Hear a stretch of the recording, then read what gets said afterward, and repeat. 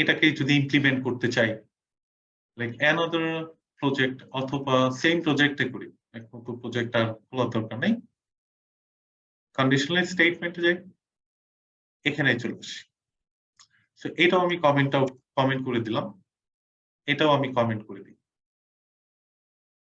ওকে, so সবার শেষে এসে হ্যাঁ সোহাগ কিছু বলছেন?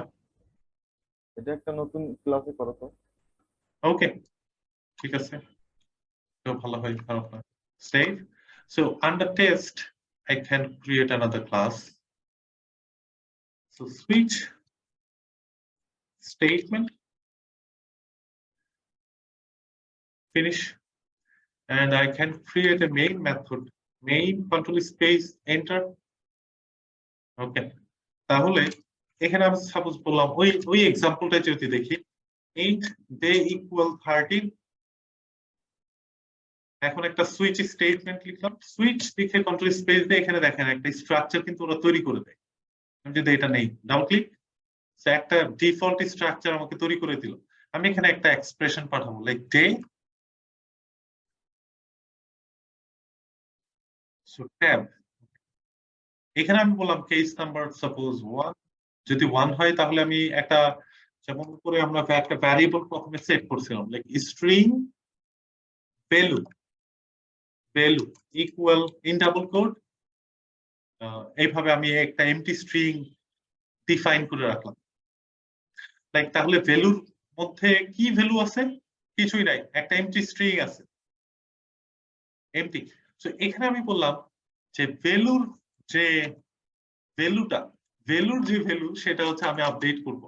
সো আপডেট করে এখানে আমি কি বলতে চাই, যদি 1 হয় তাহলে আমি বলবো জানুয়ারি, and then I can say another one, copy, and then paste. Case 2, this one is Feb, then copy. So এইভাবে আমরা কয়টার জন্য কপি করব? 12টার জন্য, রাইট? Another one. So আমি এখানে কেস গুলো লিখতে থাকি, 3 and then 4 5 6 7 8 9 10 11 12. So আর কি লাগতেছে? লাগতেছে না। আর ডিফল্টে আমি একটা প্রিন্ট স্টেটমেন্ট দিতে পারি, অথবা ডিফল্টে আমি বলে দেব value equal something, like value equal invalid month, এবং উপরগুলো আমি একটু ফুল ফর্ম লিখি ভালো হবে, January, February, March, this one is April, May,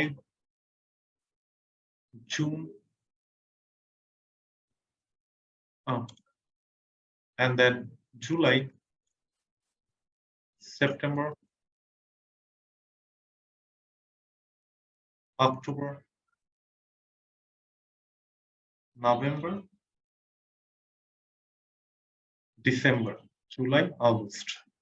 so বোঝা যায় যে স্টার্টিংটা কোথায় আর এন্ডিংটা কোথায়। সো এটার পরে আমি একটা প্রিন্ট স্টেটমেন্ট প্রোভাইড করব যেখানে আমরা ভ্যালুটাকে প্রিন্ট করব, ভ্যালু দ্যাটস এ স্ট্রিং টাইপের ভ্যারিয়েবল।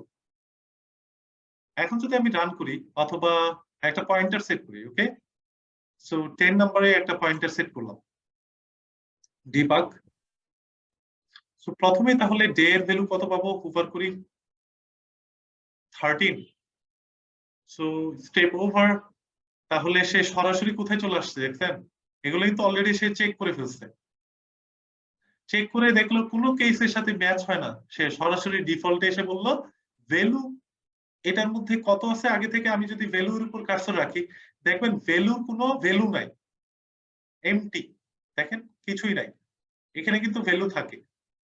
যেমন ডে, ডে এর উপর কার্সর রাখলে নিচে এখানে ভ্যালু থাকে, বাট ভ্যালুর মধ্যে তো এমটি স্ট্রিং আছে, সো দ্যাটস ওয়াই কিছুই নাই, দেখেন একটা কার্সর লাফাচ্ছে। এখন যদি এটার মধ্যে ভ্যালুটা যদি আপডেট করি, স্টেপ ওভার, এখন তাহলে ভ্যালুর উপর কার্সর রাখলে দেখা যাবে ইনভ্যালিড অ্যামাউন্ট, ইনভ্যালিড মান্থ। ওকে, সো এটাই তাহলে ফাইনালি ব্রেক হয়ে গেল। ভ্যালুটা আপডেট করার পর ব্রেক হওয়ার পর তাহলে ব্রেক করছেন কোনটাকে? সুইচ ব্লকটাকে ব্রেক করছেন, ফুল ব্লকটাকে। ব্লক থেকে বের হওয়ার আসার পর দেখলো প্রিন্ট করতে বলা হয়েছে ভ্যালুটা, স্টেপ ওভার করলে ভ্যালু প্রিন্ট হবে। এখন যদি এরকম দেই সাপোজ 12, তাহলে এখন আবার ডিবাগ করি, তাহলে ডিবাগিং পয়েন্টার সেট হলো 10 এ। এখন স্টেপ ওভার করলে দেখবেন সরাসরি এখানে চলে আসছে case number 12। So case number 12 এ এসে দেখলো ভ্যালুটা কত দিল? December. So step over, so এখন বলতেছে ব্রেক করতে, স্টেপ ওভার করে ব্রেক করলে এখানে চলে আসবে এন্ড দেন এটা প্রিন্ট আউট করবে। সো ডিসেম্বর প্রিন্ট আউট করলো। তার মানে 12 নম্বর কেসের জন্য ভ্যালু পাইছি, এক্সপ্রেশন পাইছিল 12। সো এইভাবে আমরা চাইলে সুইচ স্টেটমেন্ট নিয়ে কাজ করতে পারি।